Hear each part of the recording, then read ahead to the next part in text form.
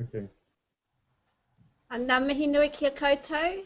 Nau mai haere mai ki te e-cig video conference for the consultation document that we're all either nearly complete or completed, and you might want to fine-tune. This video conference is really allowing you to listen to some of the experts in our sector to get your submission to a place where you're really happy with it.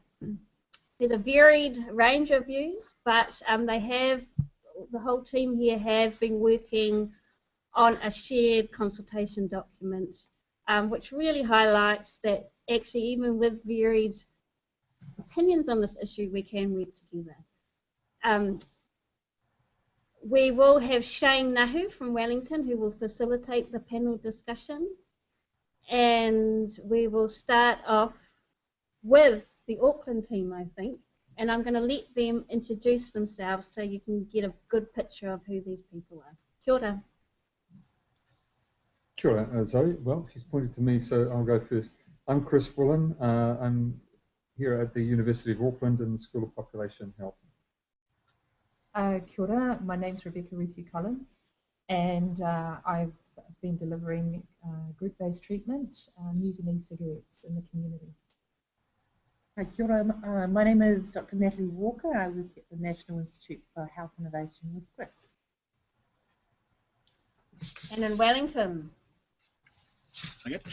Kia ora, my name is Richard Edwards. I'm from the Department of Public Health, University of Otago, Wellington, and the Aspire 2025 research group. Kia ora koutou, ko Shane Nahu te kahui matu pukupuku o Aotearoa. I work for the Cancer Society of New Zealand, and it's my pleasure and privilege to be here as part of this panel to help for people to hear the different range of views around e-cigarettes and to inform their opinions. Tēnā koe. So we'd really like your feedback on how this process goes. It's a first for the Cancer Society and Hāpai in regards to such a video panel, and we would like to do more in the future. So please do email us with your feedback later on if you are listening. Yes, so we will start the process, and I hope you've all got your consultation document on you, ready to go, and I'm going to pass it to Shane to start facilitating the process. Kia ora. Kia ora, thank you, and welcome everybody, and for those tuning in out there, you're very much appreciated. And as I've already said, we're hoping that we can help to inform you in your views and understandings around e-cigarettes and the potential role that they have in helping us achieve smoke-free Aotearoa 2025. So with the process we thought would be most beneficial is to, if you like, use the questions from the consultation document as a bit of a guide to step through. So we've asked our panel here to consider some of those questions and have a lead person to respond to them. We'll use that as an entry into the discussion, and then there'll be an opportunity for panel members to add after someone is led off the discussion point. We've also, as you know, we've asked for any particular questions to be circulated prior, so that we can have a look at those and perhaps allow some time to feedback on those as well. And so we've received what we'd say is there's a bit of a mixture of questions and comments, but we think we've got about 9 particular questions that people have asked, and we'll respond to those either as we go through at the end of the process here as well. We're all aiming to wrap up about 4 o'clock at the latest, so keep that in mind. And my role here is to help facilitate the process. Really what we are trying to achieve is that people hear a range of views and get an understanding of where the particular panelists, including Rebecca, of where they are with their different expertise and knowledge on this subject. So, without further ado, as I stated, using the MoH consultation as a guide, the first question that they ask is, do you agree that the sale and supply of nicotine e-cigarettes and nicotine liquids should be allowed in the local market with appropriate controls? Basically a question of actually, should we have them here? So I asked Richard Edwards here to lead off the panel sort of discussion on this one. Okay, thank you very much, Shane. I thought just before I get into that, I just would mention from the document, the group of us came up with some principles that we Yes. thought should inform all of the responses to these sorts of questions. So those principles were, first of all, we think the primary aim of any policy to do with e-cigarettes is to support the achievement of the Smoke-Free 2025 goal, and to do so for all population groups, in particular Maori and Pacific. So we think that's what we want to achieve. We think that New Zealand's tobacco control efforts or smoke-free efforts should be maintained and intensified, whatever we do with e-cigarettes, and that will actually help the impact of e-cigarettes to be a positive one. And we think the aim of e-cigarette policy should be to minimize any risks of, for example, nicotine initiation by non-smokers like children and young adults, and maximize the benefits of e-cigarettes through their contribution to cessation and substitution for those who can't quit nicotine. As a principle, we think the regulation of e-cigarettes should not be more stringent than the regulatory measures in place for smoked tobacco products. So it's very important, whatever we do for e-cigarettes, we should be doing the same or more rigorous intervention for tobacco products. And the ministry should continue to monitor the emerging evidence on e-cigarettes, because this is a very dynamic area, so that as the potential impacts of these products, positive or negative, emerge, then we may need to adapt whatever we've proposed today in the light of new evidence. This is not a static field. So those are some principles that we've adopted. Going back to the first question then, so this is, do we agree that the sale and supply of nicotine e-cigarettes and nicotine liquids should be allowed on the local market with appropriate controls? So what we've outlined in our document is that at the moment we have a sort of status quo situation in which e-cigarettes are available for purchase through online purchase and importation, and also there's some under-the-counter sales that are going on in vape shops and so on, and that's not really being policed. So e-cigarettes are available, but I guess in a somewhat patchy way at the moment. So one option is to continue with the status quo, and that is a defensible option. But we've also said that there's another defensible option, which is that we do allow the sale of nicotine-containing e-cigarettes or e-liquids in New Zealand, but we do so in a controlled fashion.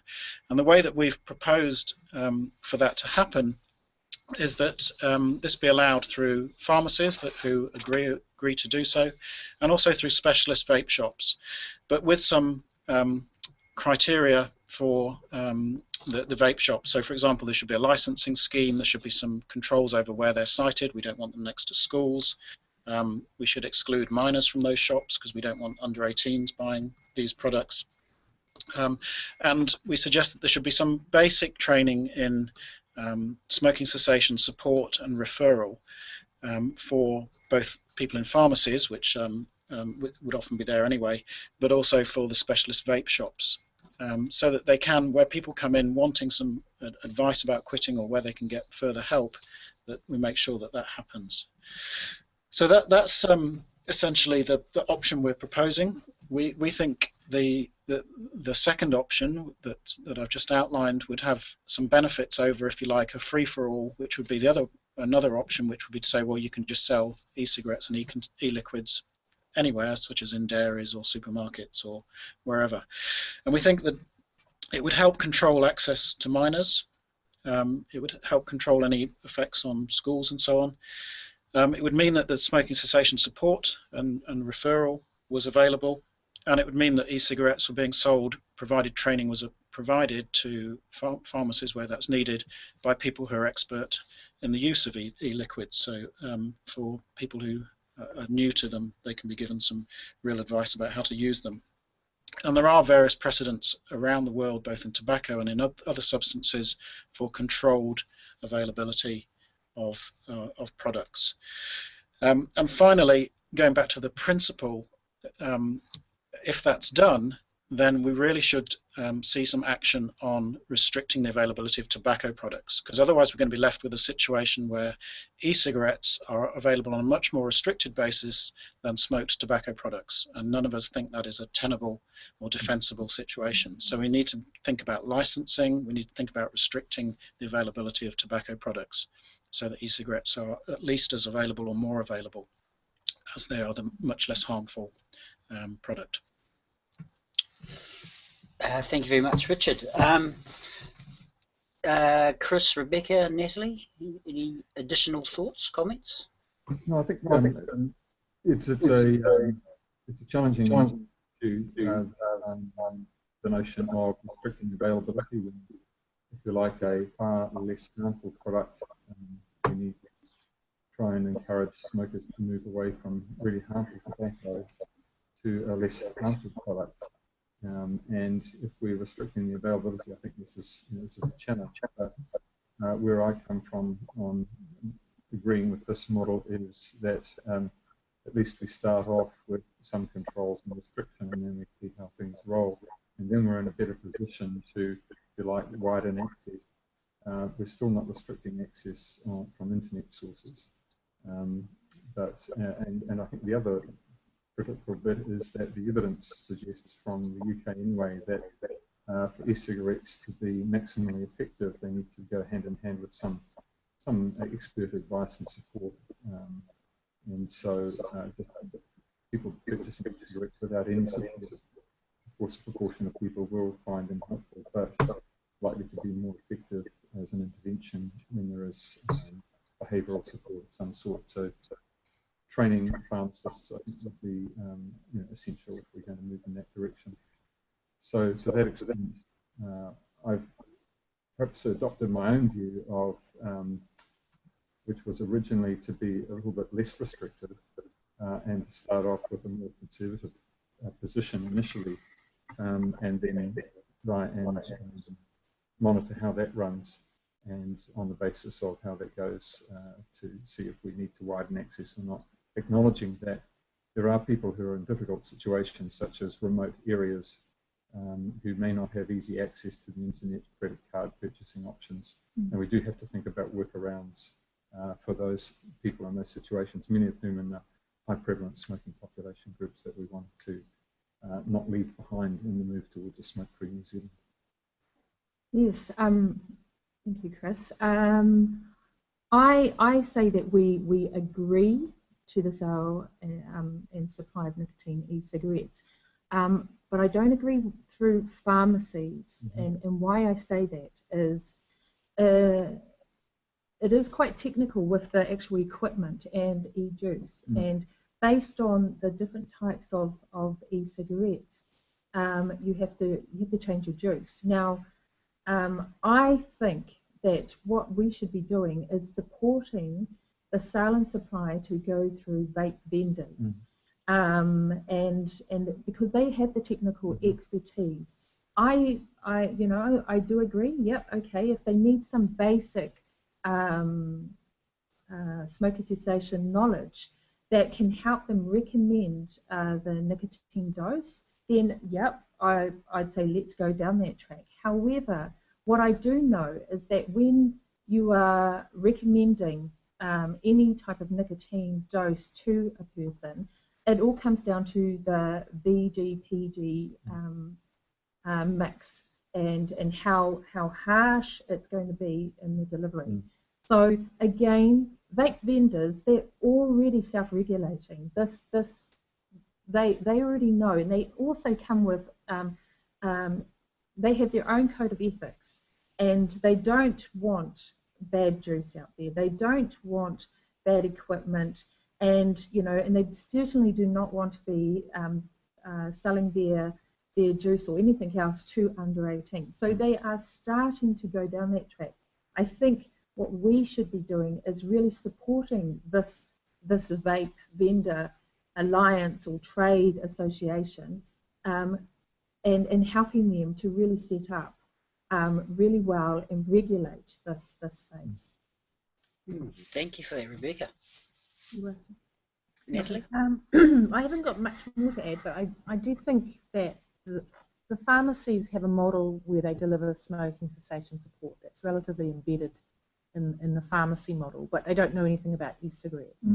And yet the vaping retailers know everything about e-cigarettes and deliver cessation support, but we're not sure what that looks like. And to me, the two need to work together because they're both doing great things. Yeah. And I think the proposal that we put in was, in that document, was that we acknowledge the expertise of the vape shops, and they're amazing. But it's about how to make that work together, because we do know that if you add in the behavioural support, you're going to get so much higher quit rates. And so just having people going into the supermarket and buying it off the shelf, we know that the quit rates are very, very low. That's we right. want to try and get as much behavioural support in there on top of the e-cigarette use. I think using vape vendors and helping them to regulate and deliver their technical expertise, but marrying them up with our stop smoking services and having that link.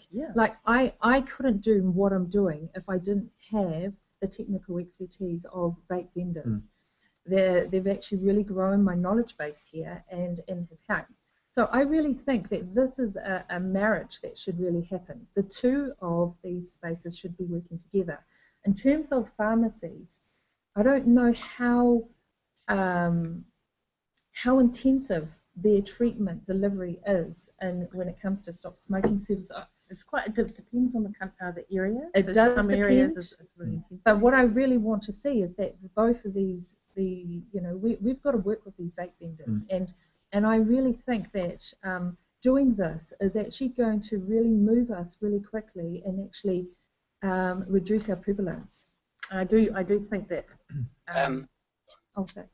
Last Sorry. comment. Sorry, thanks.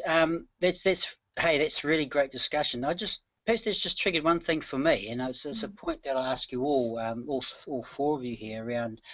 I think the premise that we are all moving on is that actually having e-cigs available for those people who want to quit, and it's useful for them to quit, we want to make that happen. Absolutely. And it's the best way of making that happen while mitigating some of the other potential unknown effects that we really don't know about long-term effects at the moment. So it's how you do that in an environment where you're not necessarily creating open access and quite wide access. Is that a general consensus?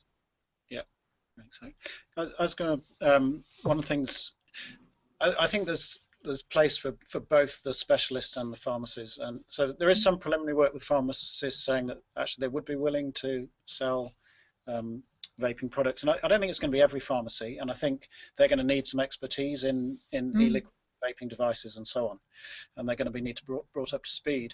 But I do think there could be some different markets here, and this is a gross simplification, but pharmacies obviously are quite a clinical environment, and they'll appeal to some people.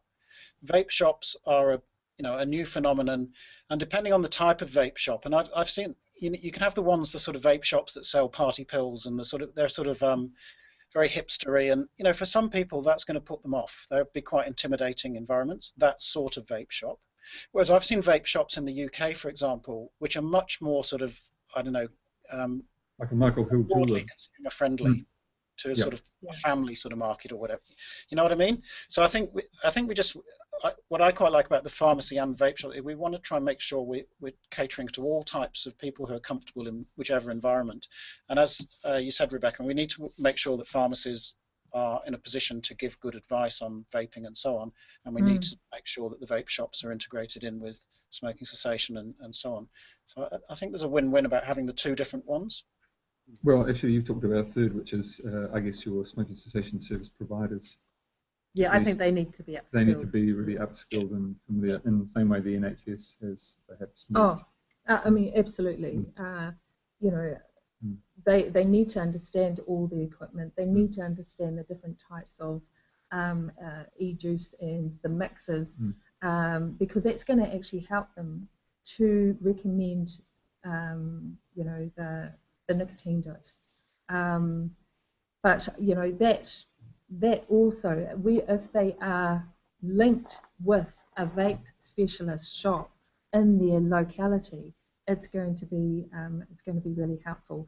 At the moment we've got online access for our nicotine e-juice, and I can pretty much say there are members in my Vape to Save groups that have gone back to smoking because they can't get access via the internet, and so we've had to help them get that process going again, so they're off cigarettes again. So, having vape shops or these pharmacists, which are another avenue, Richard, that you said, giving them other options of access, then I think we've really got to go down that track. Great. Okay.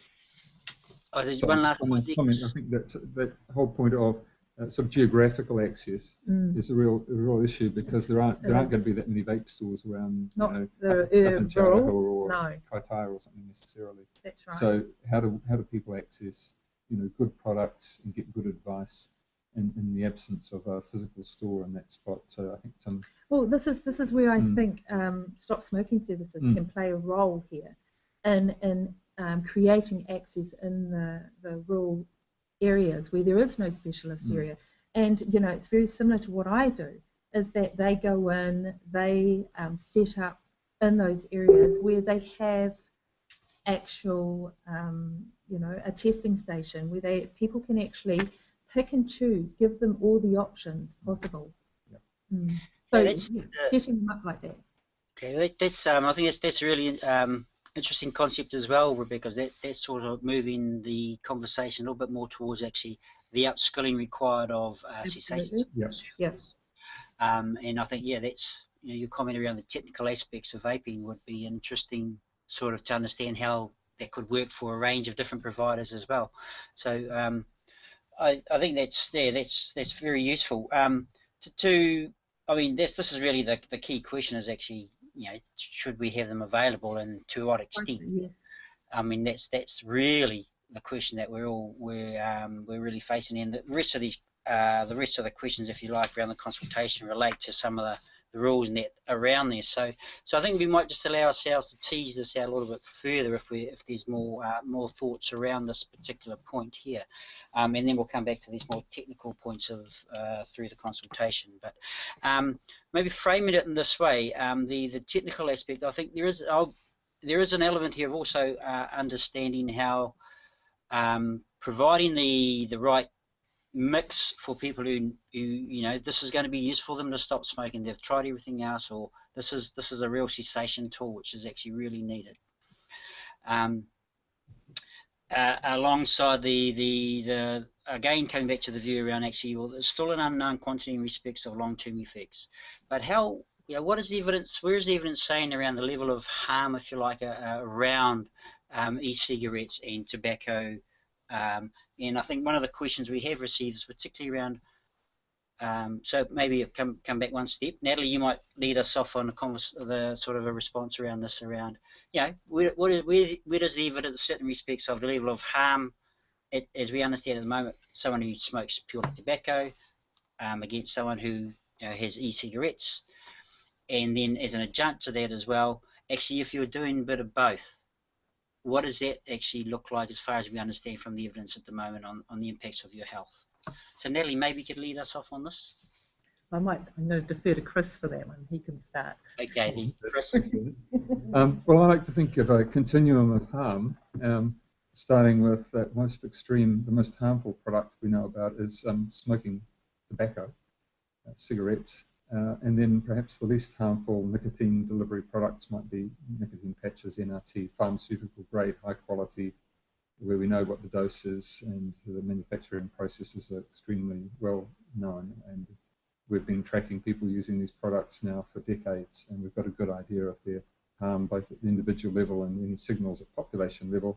It seems to be that nicotine in that kind of clean form has a very, very low risk of harm, even with people with clinical conditions like having had a heart attack recently. It's much safer for them to have, say, nicotine replacement therapy than to go back to smoking cigarettes.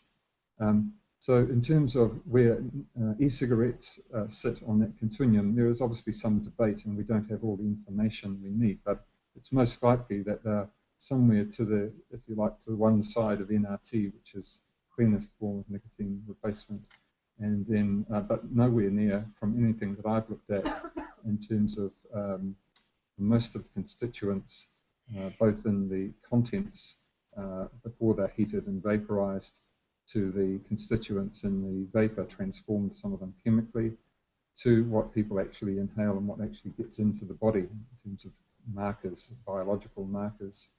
There seems to be pretty much a general understanding now in the literature that e-cigarettes are much less harmful.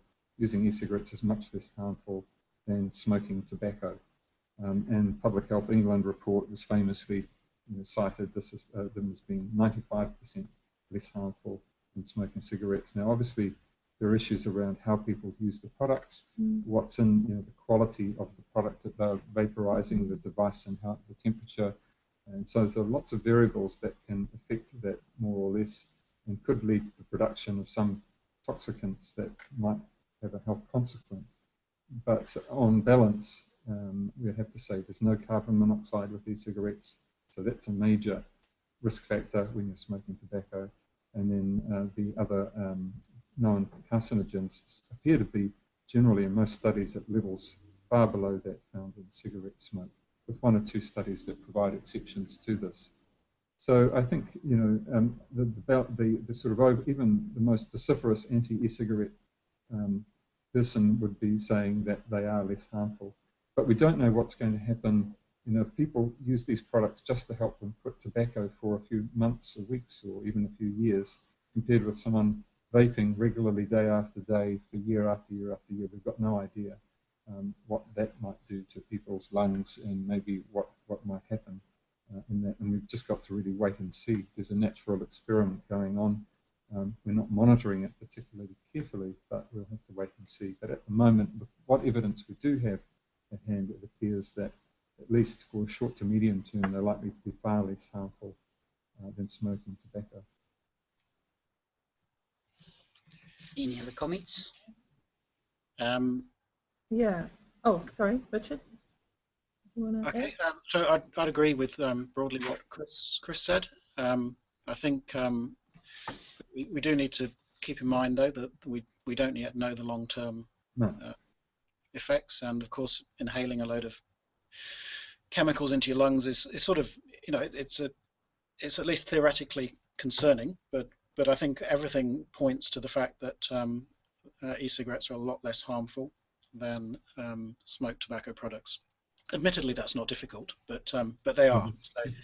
But we do need to bear in mind that the long-term effects are uncertain. Hopefully, that will emerge as the research is carried out. The other way I think of looking at this, though, is also looking at the net effect of e-cigarettes on smoking prevalence. And in some ways, that's the bigger issue about harm overall, assuming that they have fairly minor effects in themselves. But where they could have an adverse effect is if they slow down the reduction in smoking prevalence. If they increase the reduction in smoking prevalence, then they'll have hugely beneficial effects on health, because they'll reduce the ill effects of tobacco.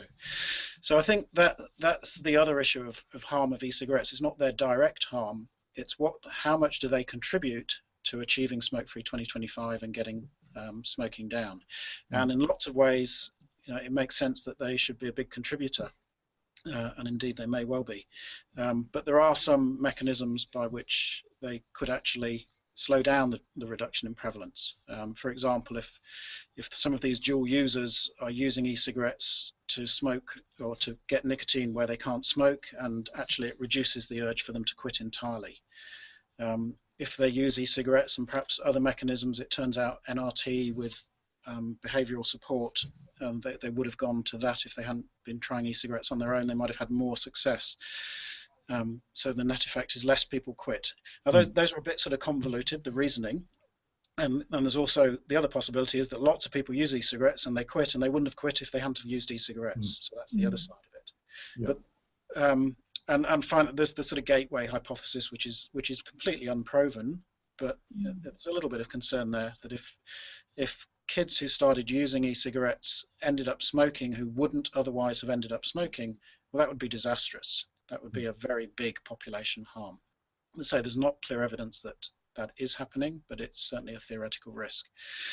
So I think that's one of the reasons why there's some caution about well, both excitement about e-cigarettes because their potential benefit is enormous, but also some caution because they could have some population harms as well. And until the evidence emerges more clearly over the next few years about what the effect is on smoking prevalence, we're not quite sure. If it becomes clear that they really are reducing smoking prevalence, then fine. We can sort of more or less give a green light and say these are going to make kind of really important contribution. Great. But we're just not quite there yet. Rebecca, you were about to say something? Yes, yes. And I'm just going back to my groups, and with them using e-cigarettes to, one, stop smoking tobacco. I do have a good percentage of them absolutely making the switch and stopping smoking tobacco. I do have a percentage of my group members that are doing dual use.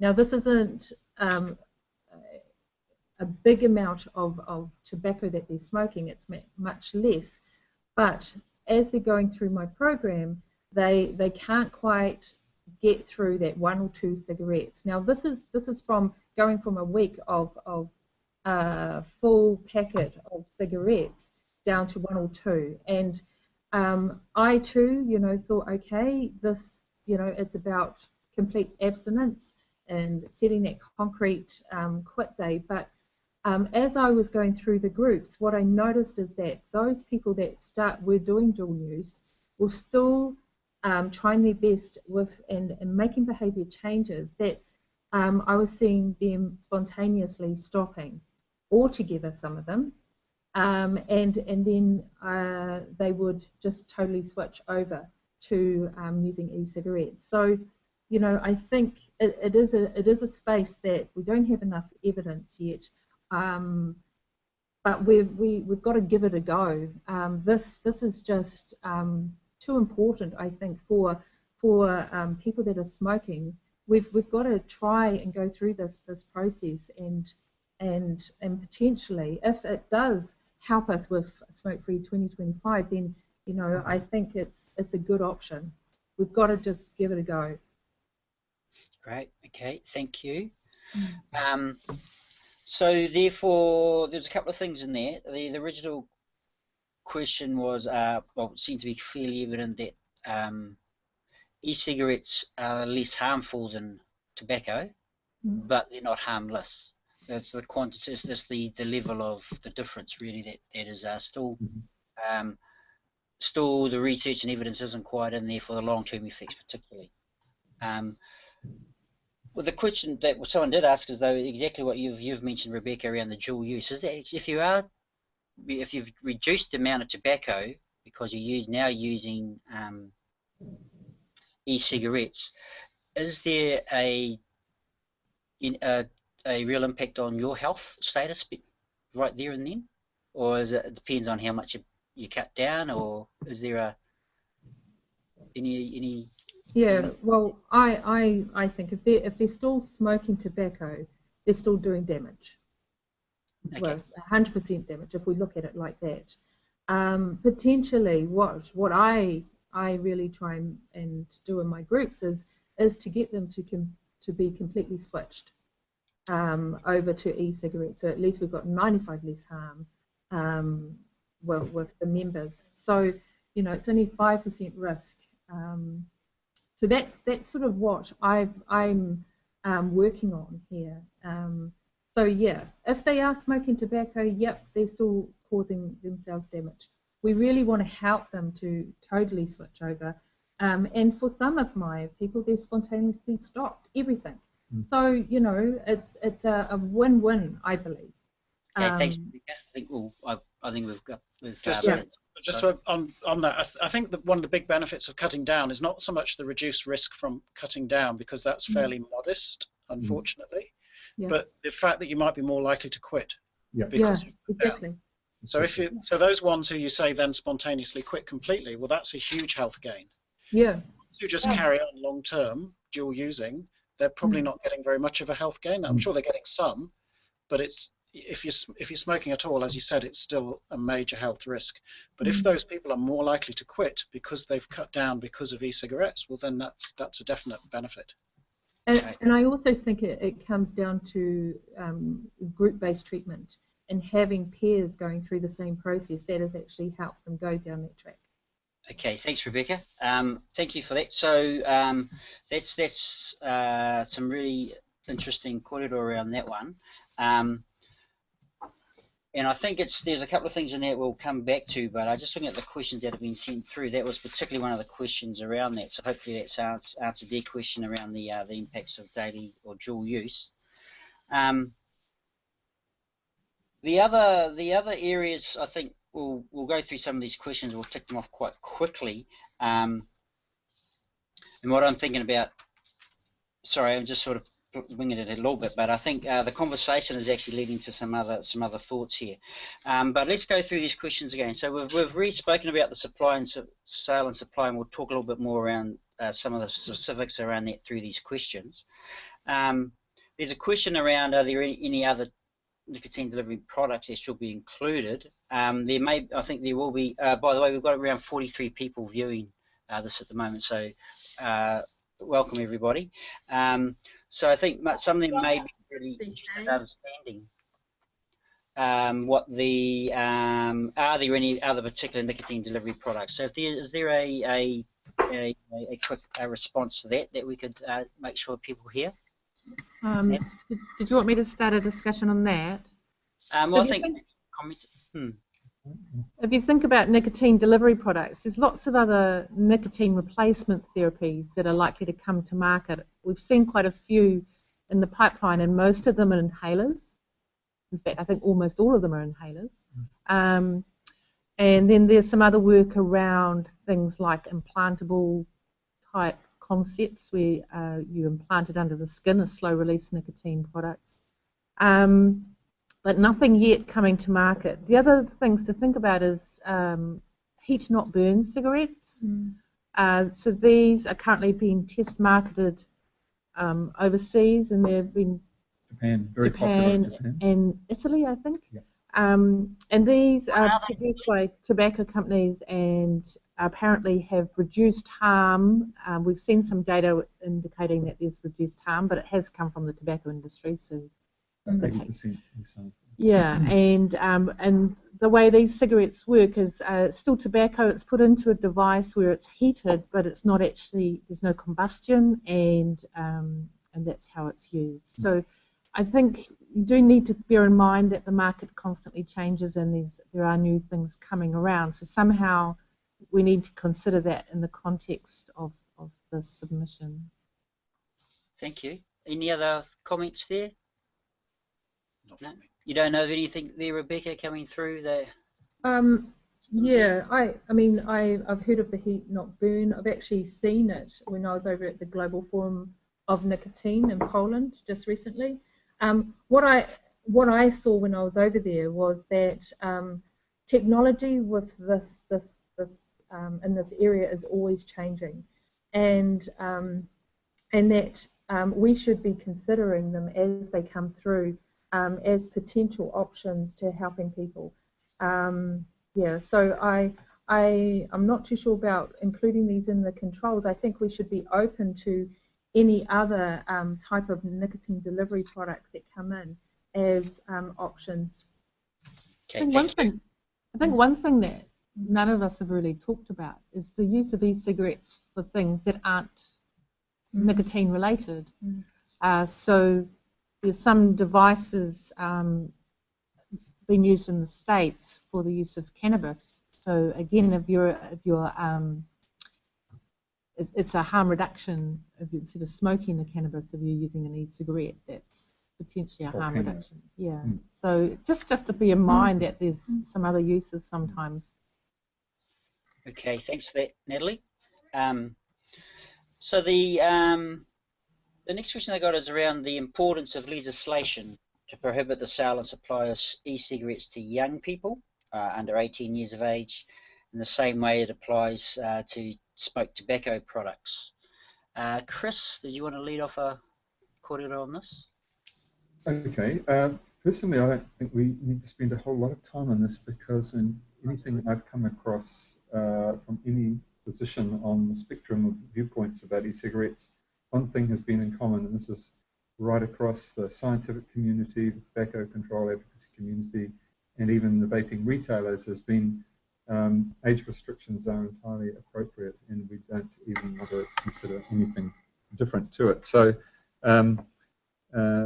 I don't think that a whole lot needs to be said here.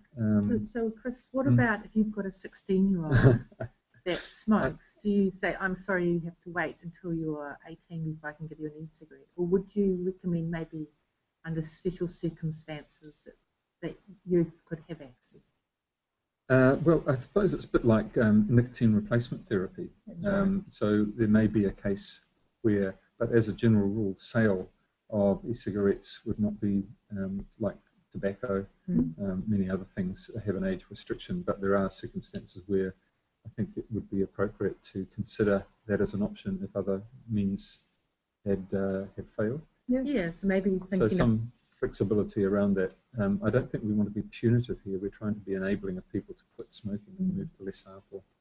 I'm just wondering how that would look from an implementation policy. Right. I think, because I also was thinking down the same track, and you know, with nicotine replacement therapy now, if we have parents or children under the age of 18 and you know they're 16 and up and they're smoking, we include the parents with their consent and definitely their involvement to help their child, you know, stop smoking. So I think we should be looking at the same concept when we're dealing with e-cigarettes. Yes, the sale cannot be under it, but the parent with their consent and involvement with stop smoking service support, it should be considered. Okay, so perhaps a summation around that is your, if you like, general, however it ends up being, over the counter sort of sale should be, you know, restricted to under to 18 and over. However, if there is a specific need for supporting someone to stop smoking and its involvement of their wider whānau, should be some consideration perhaps how that could happen. But the general consensus, I think, and I've also picked up, Chris, across all parts of the sector, including those who use the vaping sector as well, is that young people, minors, people under 18 shouldn't be smoking, and they shouldn't be using vapes, they shouldn't be vaping either. I think that's there is just to throw in a quick discussion variable. There is a discussion that actually should become 21 for smoking as well, tobacco as well as these products. I think that's sort of a bit of another discussion really around raising the overall age of smoking tobacco. Yeah, I mean, I think there's a strong case for raising the age for tobacco to 21. I'm not sure you have to do that for vaping products, but for tobacco, yes. And there's a big movement now in the States. As I think 100+ jurisdictions have done exactly that. So there's some international momentum building up for 21 for the sale of tobacco products. Yeah. Great. Okay. That's good to keep in mind. Thank you very much. If the underlying premise is that actually there is some value in providing to have access to these cigarettes to help support people to stop smoking, then actually how do they find out about it? And I suppose that's what relates to the next question is around the importance of legislation around controlling the advertising of these cigarettes, and the same way it controls advertising of smoked tobacco products. I'm sure we've all seen different versions online of e-cigarettes advertising coming in from how it's happening overseas, etc. So if we get to control it here, the question I suppose is, do we believe it's important to control it the same way as we currently control advertising of smoked tobacco products? So I'm going to ask Richard to lead off the discussion here. Okay, thanks Shane. So I think this is a little bit trickier and more contentious than the previous one. So I guess sort of two positions you could take. Assuming that the e-cigarettes are made available in some way for sale, then a couple of positions you could take. One is that you allow they're a product that's being sold, so you can advertise and market them in the usual ways. Or another is that that you very strictly control or prohibit such advertising and marketing. You make them available, but you don't allow the advertising and marketing. What we've suggested is, I suppose, erring towards the latter. with some tweaks. One of the things I think, with a lot of the things we've been talking about, and certainly with the making available, this is, I suppose, a conservative approach to start with. This could be changed if, as new evidence emerges, and it seems that actually we need to make marketing more available. So the idea is that we restrict advertising and marketing to point of sale displays, so in the specialist shops and in the pharmacies, so some limited point of sale displays. You don't have sort of mass media commercial marketing on the TV and on the radio and so on. And the rationale for that is, I suppose, is twofold. One is that, well, it does seem there's quite considerable uptake of e-cigarettes already. If they're made more available, that's assume is going to increase greatly.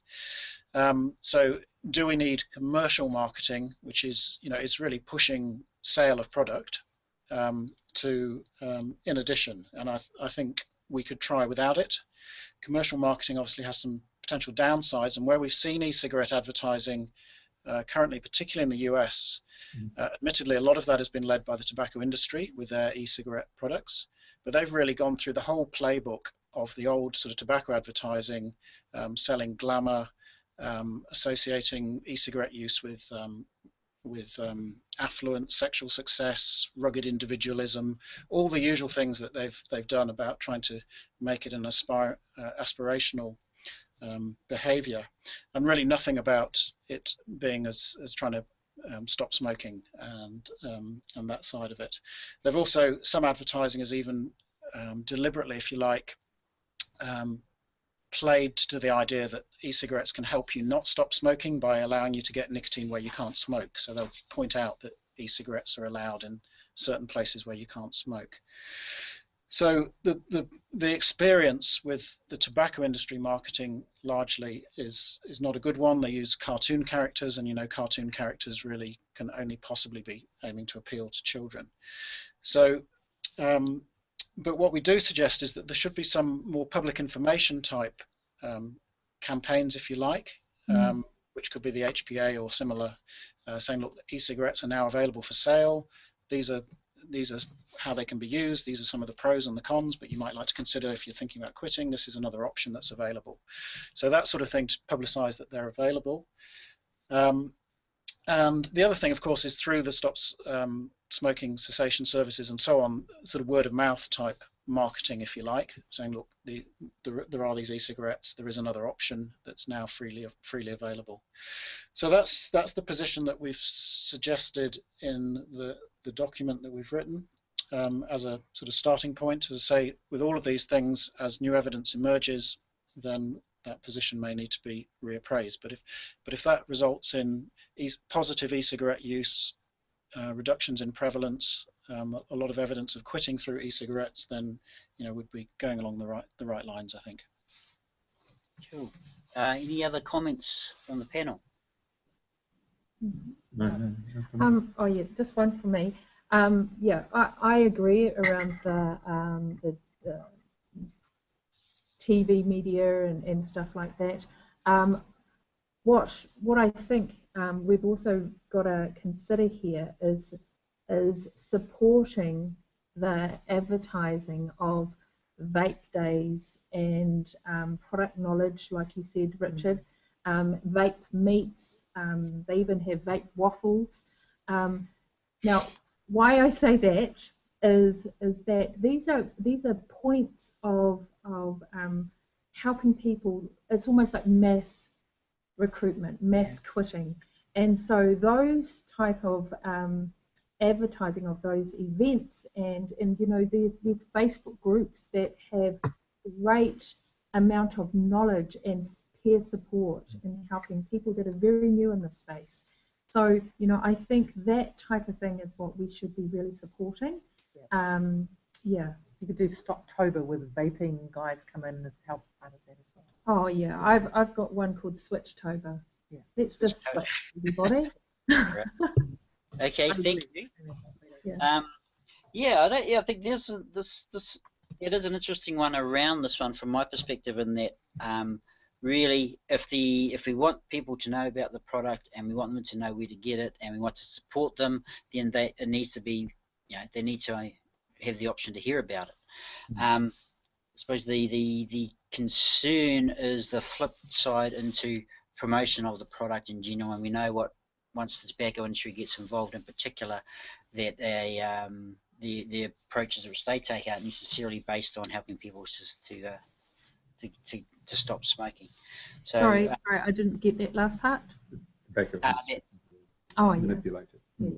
Yeah, no, we don't. Yeah, so that's interesting, and I think it's not one of the questions, but it's actually it does trigger another question for me that's not really related, but I'm going to ask it anyway because I can.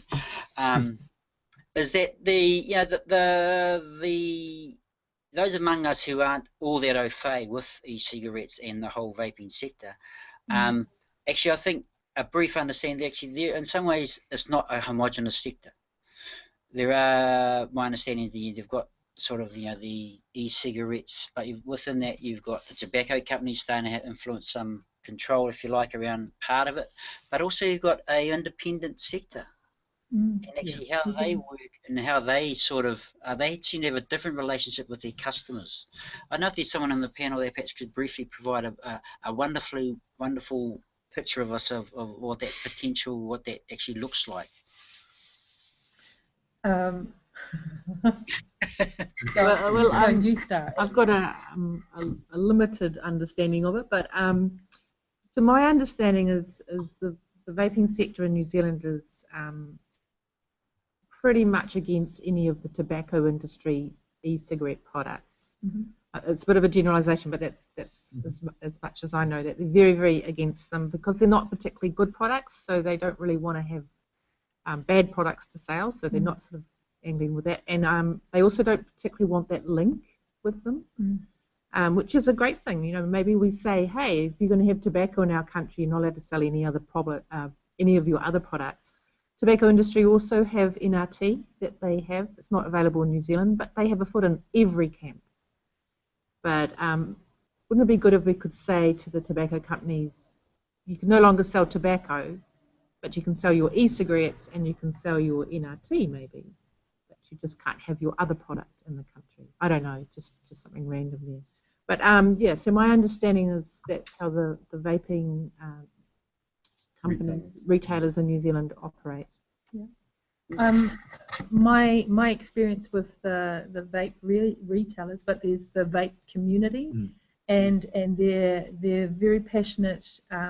They're very strong voices out there, but overall, what they want is just to support others to do the switch, and their knowledge and sharing of this knowledge is just amazing.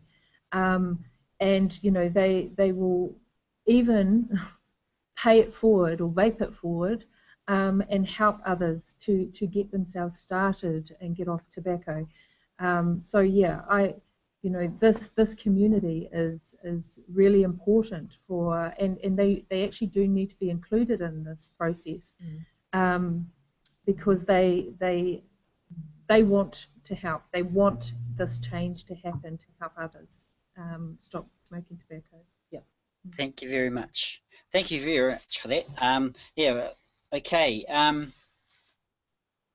think this next question is actually probably along the lines of the advertising one. It's a bit more sort of discussion and some views around it as well. Is it important for to prohibit vaping in designated smoke-free areas in the same way that it's prohibited and prohibits smoking in such areas? So yeah, should we have the same rules apply to vaping as they do to normal tobacco and smoke-free areas? Natalie, I think you're going to lead us off on this one. Yeah, so I guess we have to remember we're fighting a war on cigarettes, and e-cigarettes are not another form of tobacco. Okay, and so when I think about the smoke-free areas, you have to keep remembering that vaping is not smoking, and I'm not sure entirely what I think here. I do know that if there should be a vaping only area, and that they shouldn't be made to go and stand with the smokers in the smoking corner, because it's a bit like putting an ex-alcoholic to go and sit and have a meeting in a bar. You know, it's a bit tempting for them. So you really do need to delineate the two. And also with vaping, you can control how much cloud is produced. So if I was sitting in a restaurant having a meal, I personally wouldn't want someone to be vaping vast amounts of cloud around me while I'm having a meal.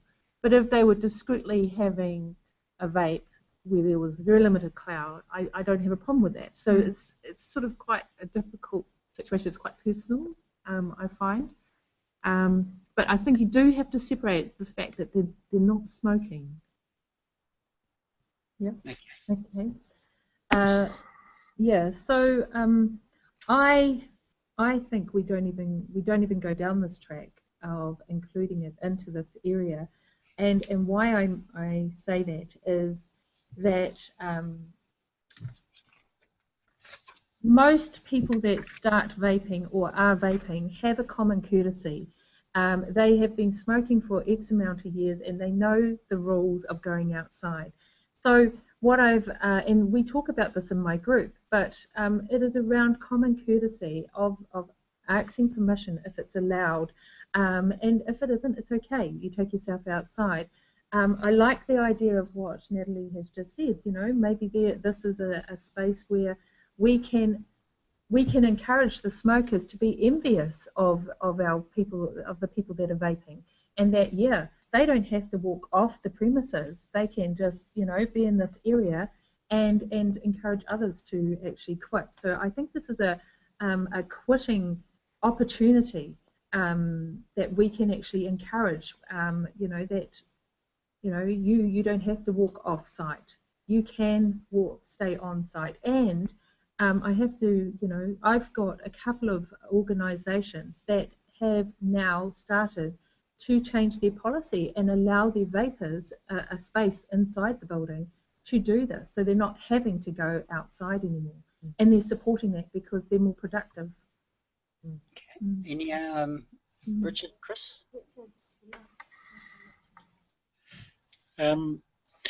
Yeah, I'm not so sure about the vaping inside, and I agree about the common courtesy. I mean, I remember I was at the Billion Lives film premiere in Wellington, and one of the people there said, "Look, please be courteous. Don't vape around people inside the cinema." So that common courtesy is there. That's good. I suppose I think the sort of effects of secondhand vape, if you like, are likely to be even lower than secondhand smoke. However, there is a difference to when you're inhaling vapor yourself and harming your own health to potentially harming other people's health. And so, given that there would be some uncertainty and perhaps particularly protection of children, even if the effect is very small, it's still a small effect that people don't need to be exposed to. So I do think in indoor areas where there is a sort of an ethical health type debate about whether it should be allowed, and we've now got to a situation where we don't allow smoking indoors. We think it's important to have a good air quality indoors. Do we want to bring in vaping indoors? I think outdoors is a different matter, but indoors I'm a bit less comfortable with that. I can see what you say about the quitting opportunity. I mean that would be a benefit, but I'm just worried about it. And there is that nuisance effect, which I think effectively is what Natalie described. A lot of the clouds are very, very prominent, and I take it that people can control the clouds, but often when I've seen people vaping, you get this enormous billowing of vapor, and it looks quite worrying, even if it's actually fairly harmless. So just from the nuisance effect, or just people saying, well, I don't want to be exposed to that, that's my preference, then I think the indoor one is we should probably keep it pretty much as it is. Outdoors, I think it's a different matter. I don't think there's any really conceivable health effect from secondhand vaping. I think there's a case there where maybe in some outdoor areas where people are happy, where smoking is prohibited, but you allow vaping. I think that could be reasonable way forward. I think there is the other issue is about the sort of role modelling to children, and I accept the arguments that most second, third generation vaping devices don't look anything like a cigarette, so it's probably not so much a role modelling of tobacco smoking, but it's still a role modelling of vaping. And if we're not wanting children to start vaping, do we want to allow vaping in outdoor areas like children's playgrounds, for example? And I would suggest, well, maybe we don't, just because we don't think it's a thing to do around children. So with those provisos, I can see that vaping in areas that are designated smoke-free could be an option that's okay. I don't support it indoors, and I would have concerns about sort of areas which are mainly frequented or predominantly frequented by children. Okay. So hey, Chris. I was just going to say, this is another one of those areas where there's a bit of a line drawn, I think, and sometimes, and I've struggled because I think there are these subtleties which, you can certainly understand. I've sort of moved to be perhaps a bit more conservative than I was, and just thinking of whilst there's a degree of self-exclusion, people can be respectful and courteous. You can't guarantee, if you like, that that's always going to continue. And so I've tended to come back to saying, well, it's not resile from our smoke-free environment situation, where by and large there's been consensus across the community that it's great to have clean air in public spaces, indoor spaces. So even though the harm is minimal, there is some risk of, there's deposition of sticky stuff with flavours in it, some toxicants potentially. It's likely to be small, not a big deal outdoors, but certainly indoors a little bit more in the role modelling argument. So that's tended to sway me towards supporting the position that's articulated in our smoke-free National Smoke-Free Working Group submission. But I do think that there, we do need to, picking up on Natalie and your point, I think Rebecca, around maybe making sure that people don't feel quite the same degree of isolation and marginalisation as when they're smoking. So yeah, we've got to make vaping more attractive than smoking tobacco. And when we're lumping it in with smoking tobacco, it doesn't really help what we're trying to achieve here with Smoke Free 2025. And I just know and hear back from organisations that have seen big changes with their workforce because they've just done the switch. And every one of the vapers that I have in my group are all very courteous, and they understand, what's the harm in asking. But I can see that, like you said, Chris, there is a bit of a line drawn in the sand. So, it would be good to sort of review it later on. I think stage would be really helpful. It's one of the things that we've put in is the need for monitoring of all these policies and how the impact they're having.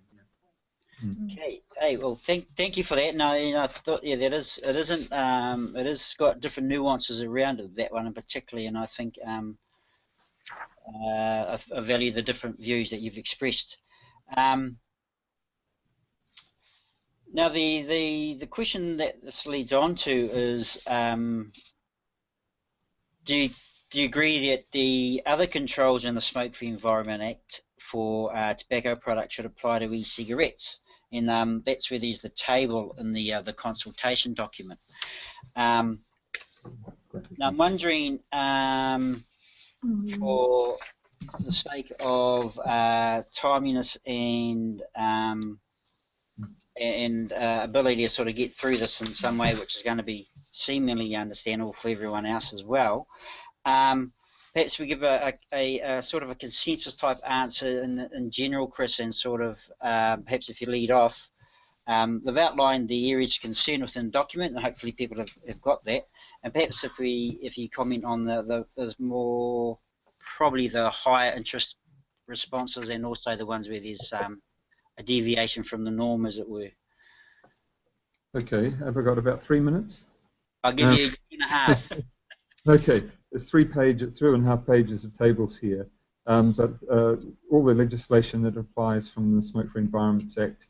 The question is, should it apply to e-cigarettes? And the examples are around requirement for graphic health warnings, and then there's prohibition on displays of products and sales outlets, vending machines, providing annual returns on sales data, disclosing product content and composition, regulations around the ingredients like the nicotine content and flavours, requirement for annual testing of products, prohibition on free distribution, awards associated with sales, prohibition on discounting, prohibition on advertising and sponsorship, requirement for standardised packaging. So I think there's a bunch of those in there. We could probably all feel quite comfortable with saying that are no-brainers, like sponsorship, vending machines,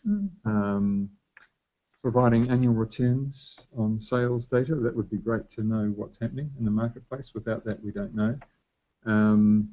I guess the balance would have to be on the sort of provider burden of and the administration costs around that. Knowledge of the declaration of the ingredients like nicotine content and flavours. I think that's a consumer right. You need to know what's going into your body. Can I make a comment about? Yep. A comment about that, Chris, is about testing of content. So there's about a 20% variability from the nicotine content of what says on the label versus what's in it. So there's quite a bit of variability depending on products. More or less. Yeah. So and to get it more specific requires great cost. So how do you write that in? What's the expectation there? Consumer Guarantees Act, you want to know what's in it, is what's in it. Yeah. So, okay, well, perhaps if we come back to that, but in things like free distribution and awards associated with sales, I think discounting prohibition. I mean, I think some of these are, I don't think there'd be any question that we'd all agree that some of these are really bad ideas or good ideas, depending on the way they're framed here. So the discounting is, sorry, there's just a lot of text here to prohibition kind of on discounting. That's price incentives, in other words. Promote overall volume of sales where they're more likely to encourage more intensive and long-term use. So should they be cheaper than cigarettes? Well, that's different, actually. Question? Because I think that comes down to... maybe if I could perhaps suggest, Chris, that I think the table there can be bunched into sort of 3 groups, if you like. One is actually around the package, what it looks like, requirement for graphic health warnings, standardised packaging.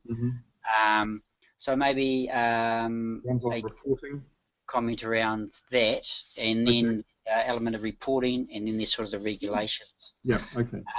I actually think perhaps you're right. I think if we focus some of the key questions, I think, are around requirement for graphic health warnings and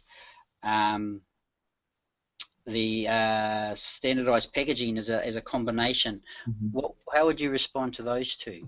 Yeah, so the graphic health warnings, we summarised that our response in our consultation document to say that we think that would be not particularly proportionate approach for e-cigarettes given the lack of evidence for any serious health effect. But the idea that the packaging might carry some sort of safety warnings like, dangerous for children, don't ingest these products, some warning about the fact that nicotine is an addictive substance, that the long-term use of e-cigarettes isn't known yet, would be appropriate, but also you could include, quitline contact data, etc. So there's an opportunity in the packaging, but I don't think you need to have the graphic health warnings in the same way that we do with cigarettes. What would they be? Yeah, what would they be? No, so, I mean, yeah. I don't think there's any need. There's no need, I don't think, around that. I think what are we doing? Are we causing more cost here, and creating a barrier for our vendors to actually be able to get this product so into? I don't think there'd be much debate around that particularly. You too, Richard? What do you think? Yeah, I mean, I don't think the graphic health warnings. I think having basic consumer information and safety information, I think that's perfectly justifiable. And that might, I mean, Janet Hook, who is another author of this, has come in with some comments since, saying, well, actually, that's often best done pictorially, so the protection of children. It's not a graphic health warning trying to put people off, but it's just trying to get the message across. These like an informatic used by children, and sometimes having a pictorial representation of that is the best way to do it. So I was going to do a little bit of amending that, but I think I think we're all agreed. We're not looking at graphic health warnings trying to put people off the products. We do need to provide any basic information, safety information or whatever that consumers are entitled to.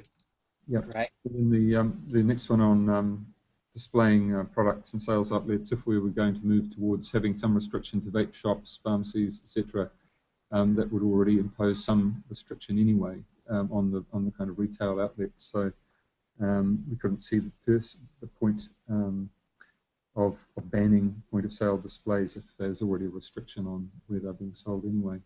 It's not like they're in a corner dairy or petrol station where you used to have point of sale displays. That's there.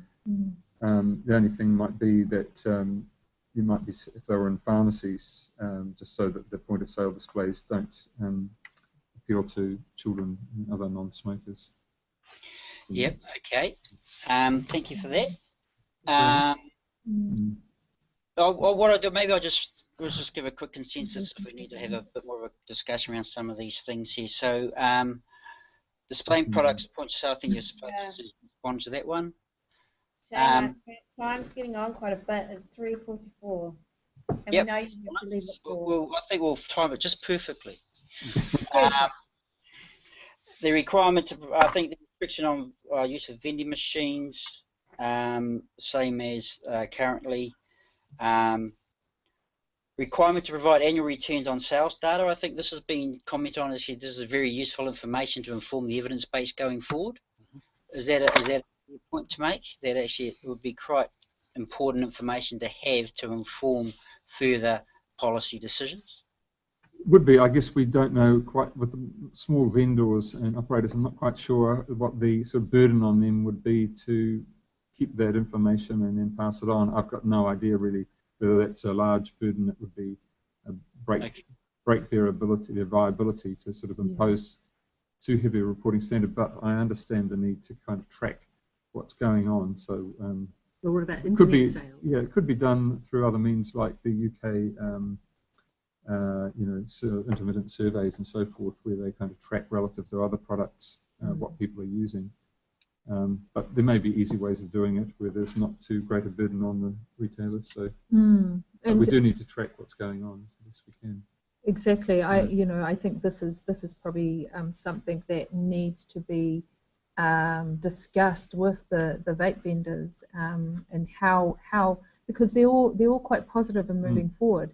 So I think it should be put back to them and let them come up with a solution to help with this component. Sorry, yeah, just one more point. There's one thing is getting returns on the what's imported into the country, because I think the liquid will be important. Yeah. So I mean that's what we have at the moment. The tobacco industry gives information on what they've brought into the country. So that's a basic level. The sales level is another level that we don't have for tobacco. So again, if we're going to do this for vaping products, we should do it for tobacco products. Yeah, absolutely. It certainly shouldn't be just for vaping products. I do wonder about, I mean, retailers are probably usually not going to volunteer to do lots of extra work. So there may have to be some sort of, I mean, certainly consult, but there may have to be some sort of, this is what we want and you're going to have to do it. But I think with computerized systems and things, surely it should be not too onerous a task.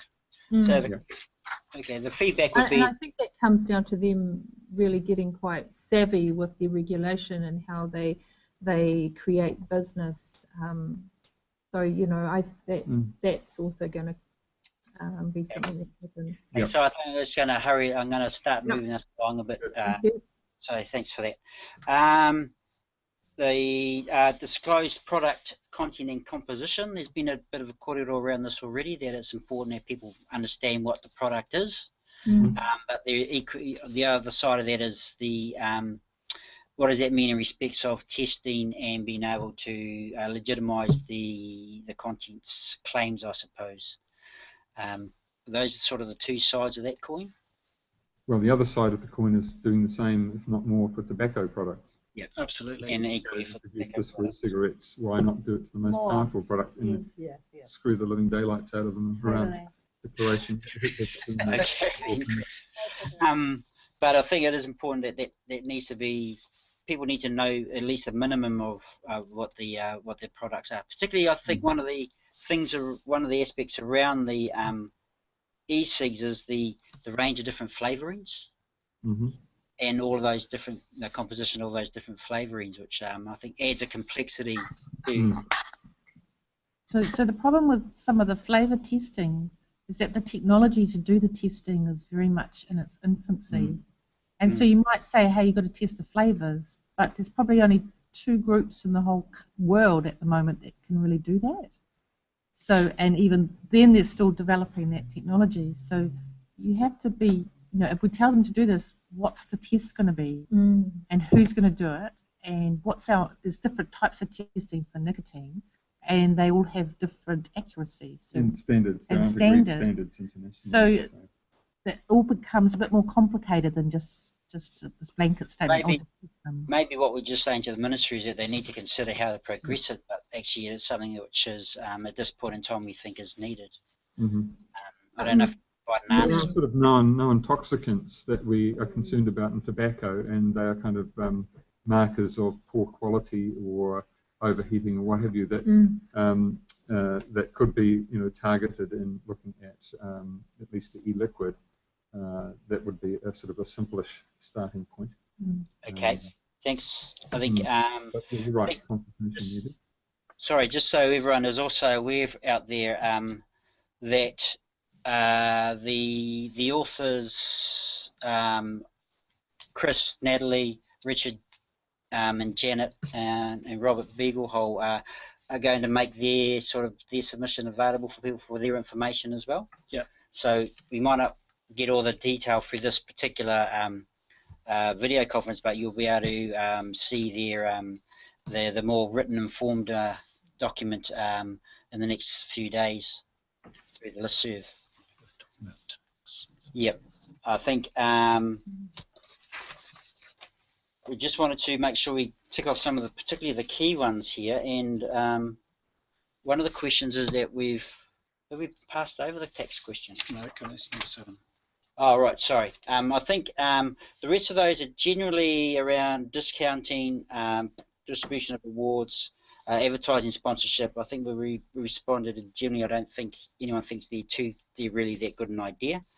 As a general consensus, what I really think we should give ourselves a bit of time is question 7, which is around should the legislation impose some form of excise or excise equivalent duty on nicotine e-liquid as it does on tobacco products. So should it have the additional excise tax that tobacco products do? And I think we were going to ask Richard to lead that one off. So I think we've all agreed that we don't think this is a good idea, at least for the moment. So we want to keep a differential between the price of smoked tobacco and e-cigarettes and e-liquid, and putting a specific tax other than the sort of GST type tax would obviously erode that differential. So that wouldn't seem to be a good idea. The only proviso to that is if it becomes clear that there is substantial uptake by children, and we're worried about that, one of the levers we might use is trying to put the price up a bit. But since that wouldn't be the starting point, the starting point would be, let's keep a differential between smoked tobacco products and e-cigarettes or e-liquids, so that we encourage people to try them or to switch if they can't stop using nicotine. So we don't want to do anything to take away that incentive. Great. Any other comments? I don't know anybody would disagree with it. Yeah. That's fine. Someone has, and I'm not quite sure the technical detail here, but someone has, I understand, has actually noted that you can add a 0 differential now, so therefore you have the ability to change it later. I'm not quite sure how that could potentially work, but if anyone's that keen on looking into it, they perhaps should look into it and share that information with the rest of us.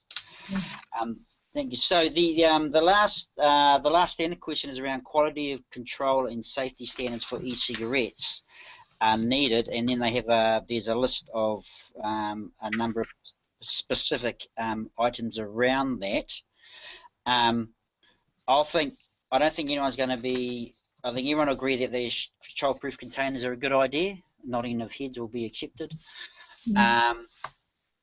Safe disposal of e-cigarette devices and liquids, good for the environment and also safe for the wider community. No dissent. Ability of device to prevent accidents. I'm hoping that's a good idea. Good manufacturing practice. I think that's, Natalie, that leads to the comment you made a bit earlier of actually, well, how do you identify what good manufacturing practice is, and then how do you actually regulate for it?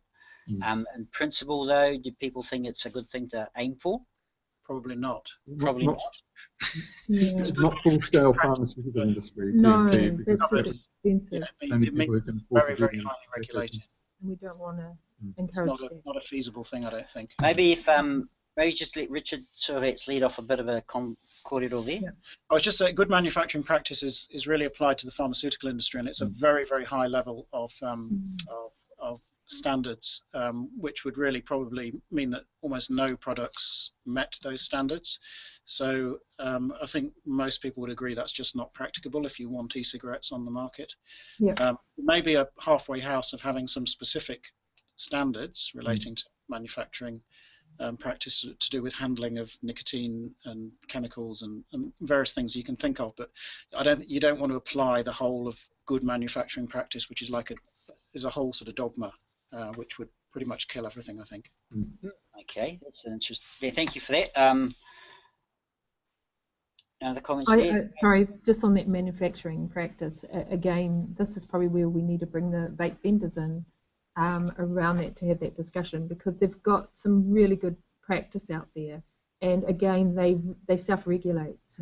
So if there's someone that's not doing the right thing, they will, address that.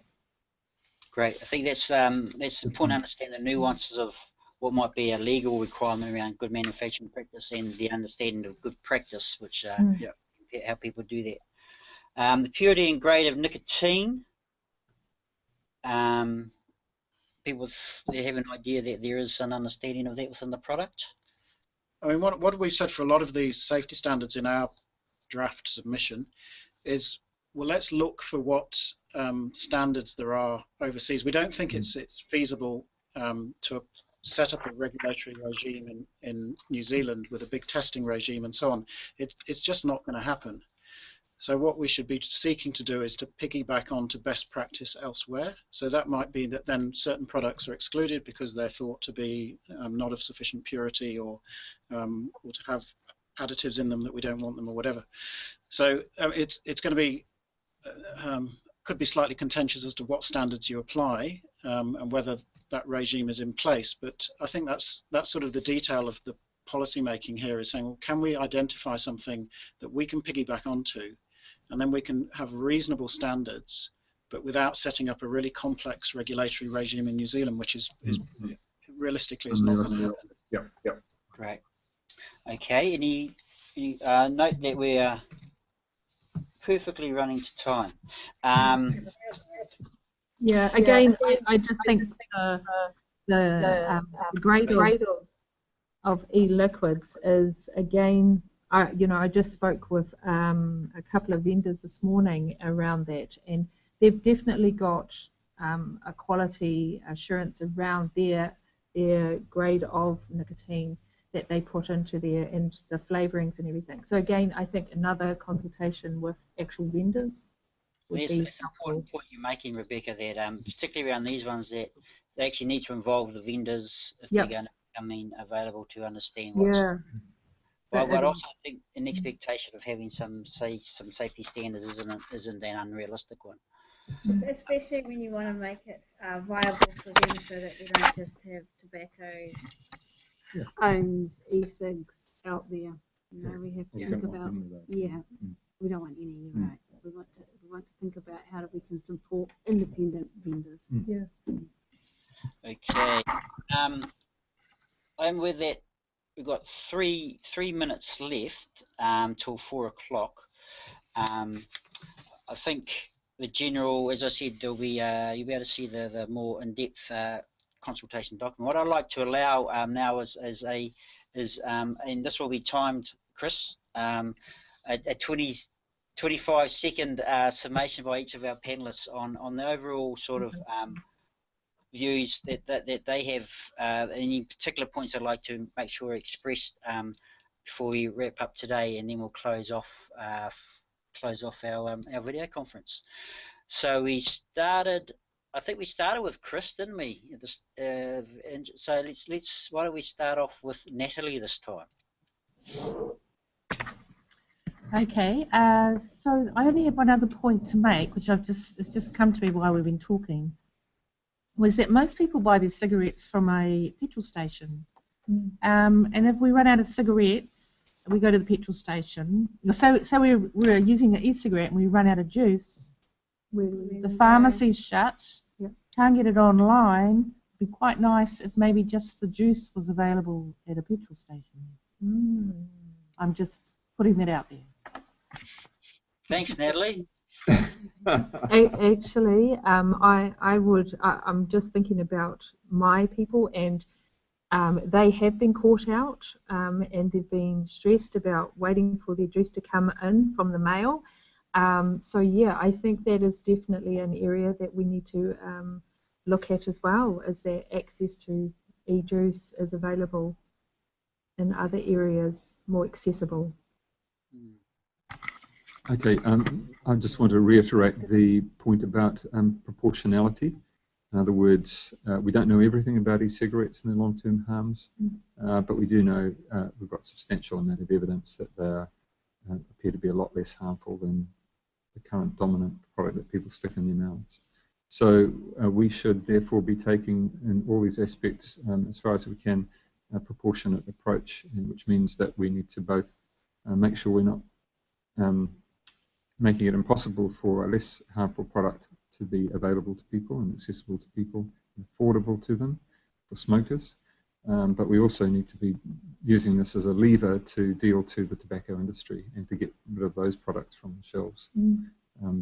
If we enforce one standard for e-cigarettes, then we need to be at least as tough, if not far more tough, on the tobacco industry. So I think there's an opportunity in this consultation to make those points and to sort of use it as an opportunity to make a wider point beyond e-cigarettes. Yeah, absolutely. Richard. Yeah, I just wanted to comment on the process and thank the other panelists and Shane and Zoe. I think it illustrates that actually we're all on the same side. We all want the same thing. There will be some areas of disagreement, but there's far more areas of agreement. Yeah.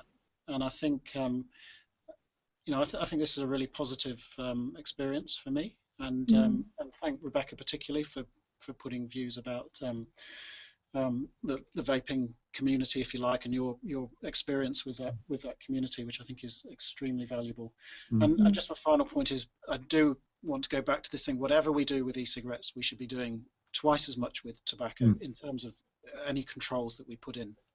The real enemy here, the real health risk here, is smoked tobacco.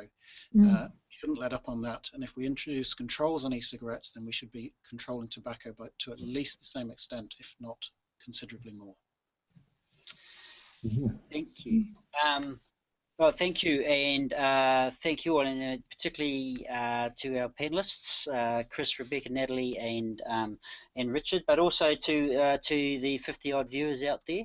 Hopefully, the whole purpose of this was to allow you to hear some of the views and the range of views, because there are a wide range of views around the issue of e-cigarettes. And I reiterate what has already been said, that actually everyone agrees in principle that we want to achieve smoke-free 2025, that e-cigarettes, the discussion around it, what is the potential they play in helping us to achieve that, is really what we're talking about. And we have different views on that, but the good thing is the ministry has got a consultation document out. People hopefully will be doing all of their research and not just listening to this, but looking at all the other evidence and research to inform their own submissions as well. the whole point of this was to allow people to hear some of those views to inform their submissions, and from my perspective, the best thing that will come out of it is that people put in submissions, because I think the ministry needs to hear people's views. We want to support their views, their evidence-based, their research is here as much as we know and understand it to be, and we want people to be involved in this process. So I thank you all for viewing, and I thank you all for participating. Zoe, I don't know if you wish to wrap it up for us, but I'd also like to one more that I wanted. And that's our IT guy, who probably is the most skilled up IT guy in New Zealand on e-cigs now. So he's been sitting here for support the whole time. So thank you, Jason. And yeah, I learn something every time I sit down and listen to all the panelists. So thank you very much. And I am certainly going to tweak some things in our submission because of the corridor. So kia ora, koutou. Thank you all. Just final word will be, as we mentioned earlier, this is a new way of doing this, so we are hopefully going to send perhaps something out through the listserv for those who participated and can feedback how well it worked for those out there as well. And if it's got potential, then hopefully it's a trial of further ways of engaging with the wider sector and allowing some information to be disseminated out there. Last words to you, Zoe, if you'd like to wrap us up. Sure. Kia ora koutou. Thank you for being with us today, and thank you for guiding us atua with the excellent kōrero today to inform us and to strengthen our submissions and to take us to smoke-free 2025. Amen.